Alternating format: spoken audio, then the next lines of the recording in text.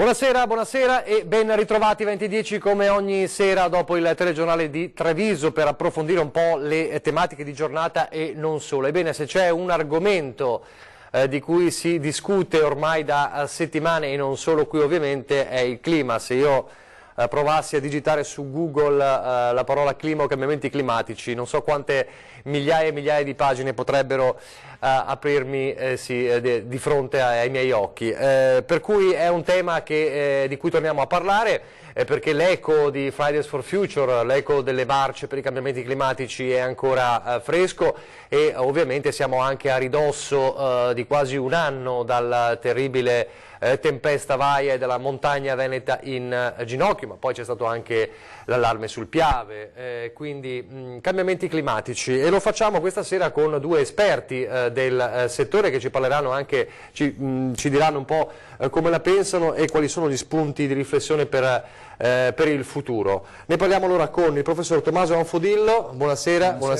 che è un ecologo forestale in forza all'Università di Padova, e poi spiegheremo anche il titolo di questa trasmissione di questa sera, ce lo spiegherà meglio lui, e il professor Pietro Zangheri, buonasera. Buonasera. Geologo, anche lui in forza all'Università di Padova, quindi in forza a un'eccellenza del Veneto. Allora, io partirei proprio tornando a vedere un po' quelle manifestazioni di giovani che ci sono state nel corso delle settimane e vi chiedo cosa ne pensate? È giusto parlarne? Di fronte a queste manifestazioni voi cosa dite? Voi siete esperti del settore, insomma ci si chiede sempre, no? Ma questi ragazzi magari lo fanno anche così. Voi che questa materia la masticate bene, cosa ne pensate? Rispondo io? Prima. Certo, partiamo con il professor Anfodillo. Allora, diciamo i ragazzi e le ragazze che hanno manifestato non fanno altro che esprimere gli intendimenti che sono già espressi nel programma delle Nazioni Unite di Sviluppo Sostenibile 2030. Quindi non è che abbiano delle richieste particolarmente originali, sono esattamente in linea con quella che è la direzione che l'umanità si è già data come obiettivo da perseguire, che è quello dello sviluppo sostenibile. È un po' un ossimoro, ma diciamo comunque dell'uso migliore possibile delle risorse per cercare di evitare gli effetti di un'attività antropogenica estremamente impattante sugli ecosistemi. Quindi non è che sia qualcosa di molto di nuovo, però lo fanno con una forza che non c'è stata mai prima. Questo è il punto interessante. Professore, cosa ne pensa lei di questi ragazzi che sono scesi in strada? Beh, elemento sicuramente positivo, perché si parlava a livello mondiale che forse la cosa non è nuova, a livello scientifico il problema del cambiamento climatico o comunque dell'uso delle risorse, in particolare delle risorse non rinnovabili come quelle appunto geologiche oppure il suolo e così via, è un tema che il mondo scientifico affronta ormai da decenni. La novità è il fatto che sia portata a un'attenzione collettiva, un'attenzione che arriva ai ragazzi che scendono in piazza richiamando l'importanza di questo tema per il loro e nostro futuro, e quindi questo è l'elemento di novità. Non è nel mondo scientifico la novità, è più nel mondo della comunicazione, forse della anche, esatto, forse anche dell'esposizione mediatica, indubbiamente. Vi chiedo però, esiste una parte molto scettica sia nei confronti di questi ragazzi che anche nei confronti dell'allarme climatico. Voi come la considerate questa parte scettica? C'è molto dibattito appunto su su quelli che sono scettici sul cambiamento climatico, che c'è un scetticismo che è nella parte di governance, nella politica, basta pensare a Trump, insomma, senza andare a fare grandi ragionamenti. C'è chi in realtà viene considerato scettico anche nel mondo scientifico, anche nel mondo geologico stesso, partendo da un dato in realtà scientifico, nel senso le variazioni del clima, anche molto accentuate, sono un qualcosa che i geologi ben conoscono, perché osservando le deposizioni delle rocce o dei ghiacci e così via, uno vede che oscillazioni del clima ci sono state nelle varie epoche, anche in epoche recenti, nel Quaternario, quindi qualche migliaio di anni fa. Quando parliamo di recente, sì, ovviamente è sempre... La costa era ad Ancona, come avrete visto. Aspetti che faccio una cosa che non è molto scientifica, ma invece è tecnica. Eccola qua, perfetto, benissimo. E il dibattito è più, nel mondo scientifico, è più quanto l'uomo interviene su questo. Quanto è l'intervento dell'uomo? Allora, dunque, la Terra ha già vissuto momenti come questi di stravolgimenti climatici. Intanto, partiamo da questo. Un cambiamento climatico c'è, su questo non ci sono dubbi. Io non sono climatologo, quindi magari qualcuno si potrebbe anche un po' irritare dalle risposte date da un ecologo forestale, però basta leggere la letteratura scientifica. Cioè, ormai c'è un accordo quasi unanime del fatto che la temperatura del pianeta media sia cambiata, tutti i rilevamenti fatti in tutte le stazioni del mondo sono concordi, quindi dal punto di vista empirico che sia aumentata la temperatura di circa 1 grado, grosso modo, rispetto all'epoca preindustriale è un dato certo, tra virgolette, sempre con il discorso di quanto certa è la nostra conoscenza dei fatti della natura, sempre non può essere mai del 100%.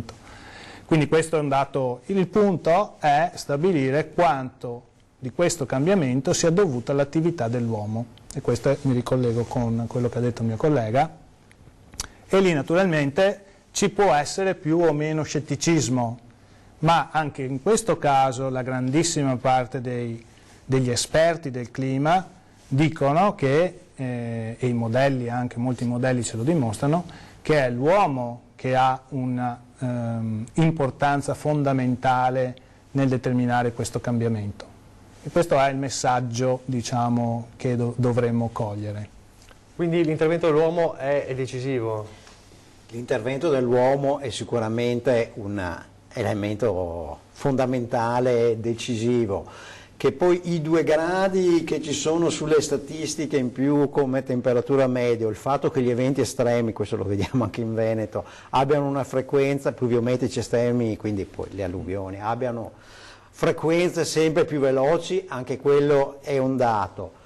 Fosse anche vero che è gran parte legato a cicli naturali, comunque il problema ambientale resta. Se noi pensiamo al consumo di suolo, pensiamo al consumo delle risorse non rinnovabili, quindi petrolio, gas naturale e così via, che hanno milioni di anni di formazione e hanno tempi residui ai consumi attuali, anche ottimisticamente come il carbone di alcuni secoli, il problema ambientale resta sulla biodiversità, su cui potrà dire meglio di me. Cioè, se i 2 gradi fossero anche naturali, restano tutta una serie di emergenze legate all'uomo. Difatti anche nella geologia adesso si parla di antropocene, cioè un nuovo periodo geologico legato al cambiamento che è fatto dall'uomo, anche dei processi geomorfologici, anche dei processi geologici che nella nostra mentalità comune hanno tempi lunghissimi. Invece noi vediamo che i processi con cui cambia proprio il pianeta e oggi sono legati alla presenza dell'uomo, tant'è che c'è questa nuova definizione. L'antropocene, sì, se ne è sentito parlare. Sì. Senta, noi abbiamo intitolato questa sera la puntata Clima, i segni sono nelle piante. Chi meglio di lei ci può spiegare quali sono questi segni? Ci sono tantissime risposte delle comunità a questo cambiamento del clima che si sta verificando. Diciamo, alcuni classici sono ad esempio l'espansione della foresta boreale, la foresta delle regioni fredde, Canada, Siberia, eccetera, che si sta spostando tantissimo verso nord, perché siccome la temperatura aumenta, le foreste trovano condizioni migliori di vegetazione verso nord e si espandono anche dove la foresta non c'era. Questo è un caso proprio chiarissimo, ma poi anche parlavo oggi con gli insetti, ad esempio, abbiamo parlato di Vaia, no, e il problema degli insetti dopo Vaia, eccetera, quindi si sta studiando molto il bostrico, che è questo insetto che attaccherebbe. Bene, il bostrico fa di solito una generazione all'anno. Con i cambiamenti globali, in Svezia, ad esempio, ho visto che adesso ne fa 2. E questo è un problema. Certo, quindi una temperatura più elevata favorisce una maggiore lunghezza dell'attività vegetativa, dell'attività biologica dell'insetto, che riesce a fare 2 generazioni in un anno. Per dire, nel 2003 in Italia, che è stato un caso particolarissimo, non so se gli ascoltatori probabilmente si ricordano, l'estate del 2003 è stata molto calda, una delle più calde. Il bostrico ha fatto 3 generazioni. Quindi i segnali di cambiamento, di risposta della vegetazione a questi cambiamenti e degli animali sono chiarissimi. Lei parlava prima di Vaia, è stato interpellato più volte anche negli ultimi mesi su questo. Allora, vedo che c'è il segnale pubblicità, allora facciamo la pubblicità e poi torniamo su Vaia proprio con il professor Anfodillo.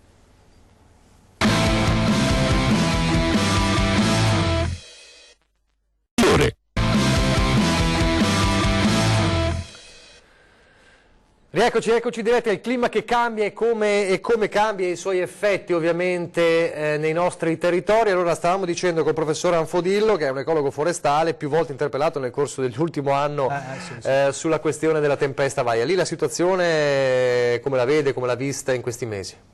Naturalmente si è cominciato tutti a lavorare di gran lena, tutte le regioni e province hanno iniziato le attività di sgombero, di esbosco, naturalmente prima nelle zone più a rischio e poi via via nelle zone meno servite dalle strade.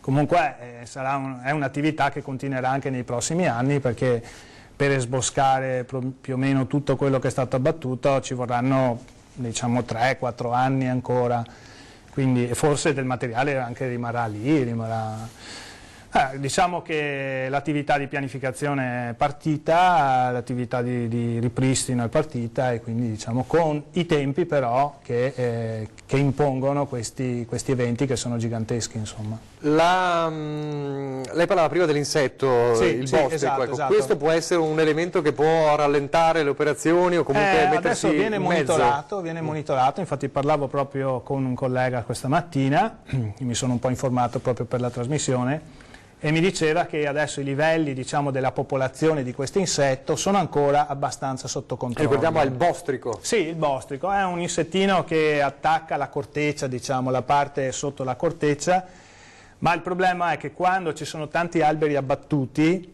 la popolazione ha tanti alberi su cui poter alimentarsi, e dopo, crescendo la popolazione di insetti, può attaccare anche gli alberi sani, che non sono stati abbattuti dal vento. Quindi c'è una sorta di doppio danno, c'è il danno da vento e poi c'è anche il danno dell'insetto, che gli anni successivi può attaccare anche le piante che non sono state abbattute dal vento.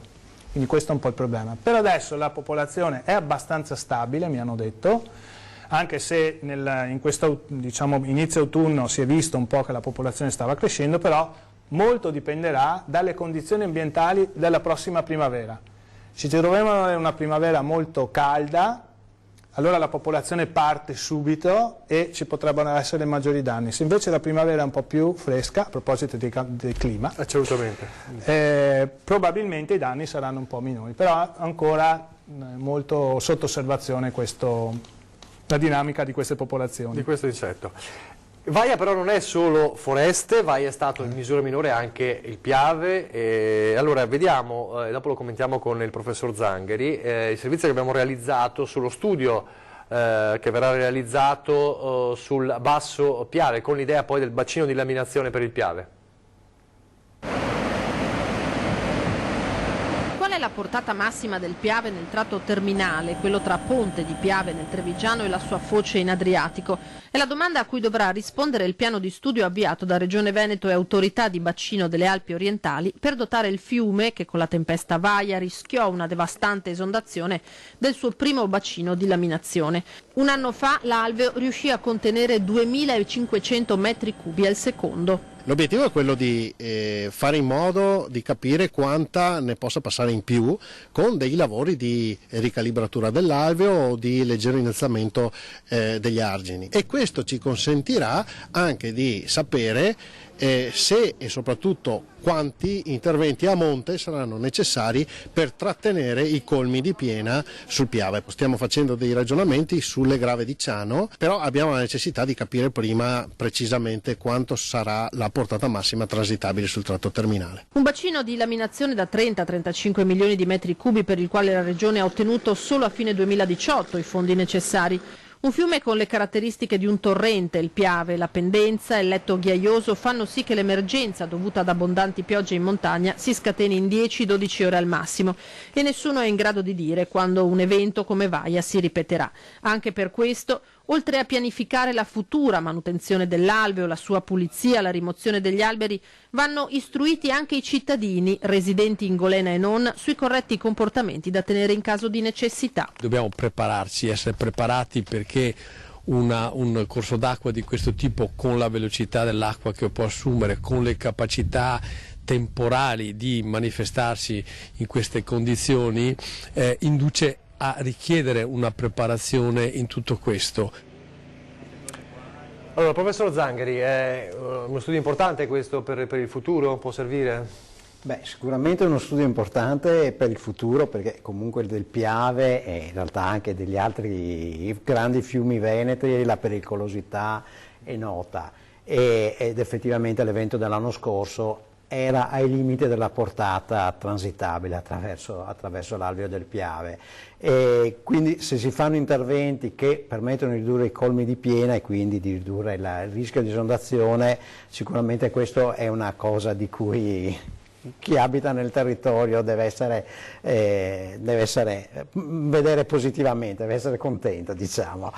C'è una cosa però importante, che dobbiamo uscire dall'illusione che basti fare questi grandi interventi sui corsi d'acqua per aumentare la capacità. Cosa serve allora? Cioè bisogna cambiare proprio l'approccio al tema del rischio idrogeologico, perché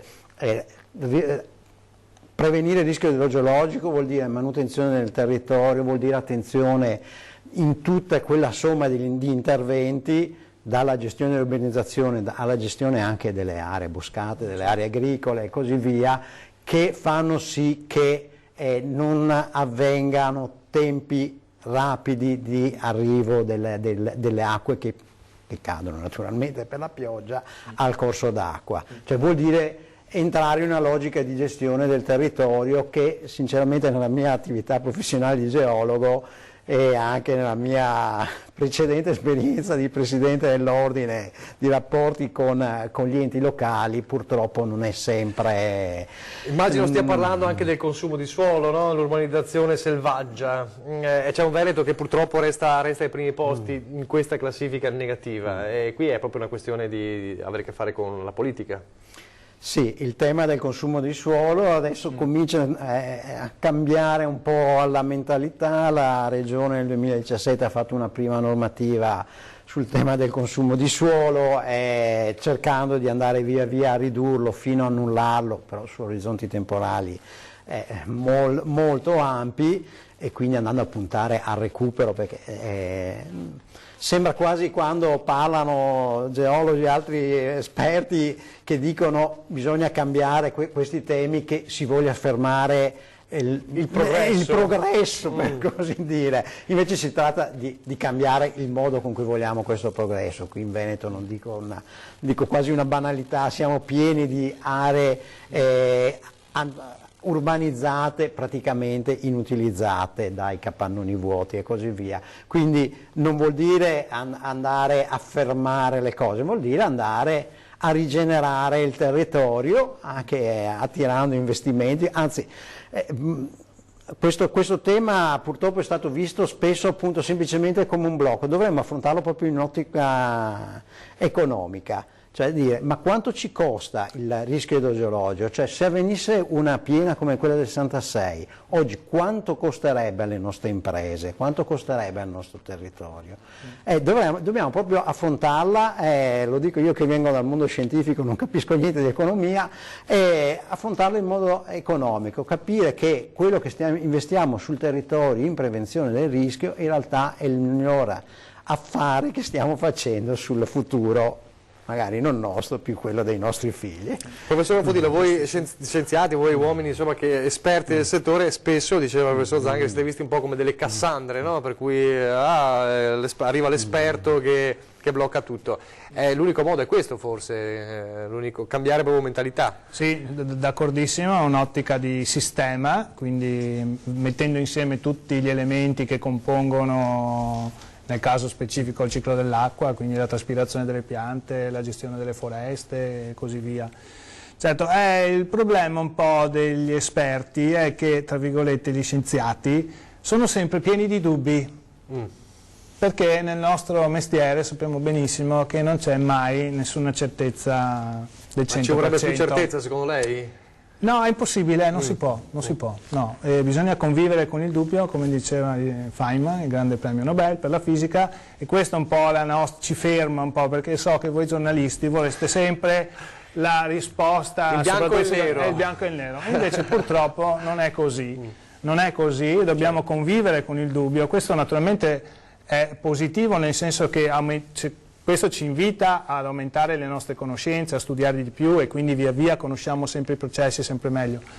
Però ecco, abbiamo la consapevolezza che, come ad esempio i modelli climatici, che sono modelli ancora grezzi, in cui tante cose non sono... Ma è su questo che fa forza lo scettico però, e dice, esattamente, vabbè, ma questo allora... che fa forza lo scettico, ma va benissimo così, perché si crea un gioco tra chi vuole dimostrare una cosa e chi vuole dimostrare l'opposto, che impone l'approfondimento e quindi la ricerca, e quindi alla fine, nel giro come nella selezione naturale, le idee migliori rimarranno. Un'altra cosa che vi chiedo, perché poi il monito che si fa è sempre alla politica, ovviamente perché è la politica che poi decide, siamo alla fine, allora l'ultima battuta è su questo. Però il cittadino, la persona comune, può fare qualcosa, oppure di fronte a questi cambiamenti non può fare nulla? O ognuno di per sé può fare qualcosa? Se rispondo io, no, possiamo fare tutti tantissimo, perché ad esempio quello che chiedono i ragazzi e le ragazze per strada è in fondo usare meglio le risorse che abbiamo. Sprechiamo tantissime risorse, a partire dal cibo, che ne buttiamo via praticamente metà di quello prodotto, no? Quindi quanta energia è servita per produrlo e noi lo buttiamo via. I trasporti non sono assolutamente razionalizzati, si potrebbe lavorare tantissimo sulla logistica e risparmiare tantissime emissioni, camion che vanno e vengono, si potrebbero benissimo, cioè ci sono, se ci guardiamo intorno, le buone pratiche, insomma, ma tantissime. Quindi la cosa positiva secondo me è che il risparmio delle emissioni è possibile, non è che è un obiettivo impossibile, è un obiettivo possibilissimo, basta volerlo. Professor Zangheri, si può partire anche dalla persona, non per forza sempre dicendo ma la politica lo deve fare la politica, quindi non è un problema mio? No, effettivamente, come diceva, il concetto di buona pratica si applica all'amministrazione, si applica alle politiche anche sovranazionali, ma si applica a casa nostra, insomma, nella scelta dei consumi, nella scelta dei trasporti. Quindi ognuno faccia il suo. Ognuno faccia il suo. Grazie mille, allora, grazie al professor Pietro Zangheri per essere stato con noi, grazie al professor Tommaso Affodillo. Speriamo di aver fatto una piccola finestra un po' anche su queste buone pratiche. Grazie per averci seguito, arrivederci.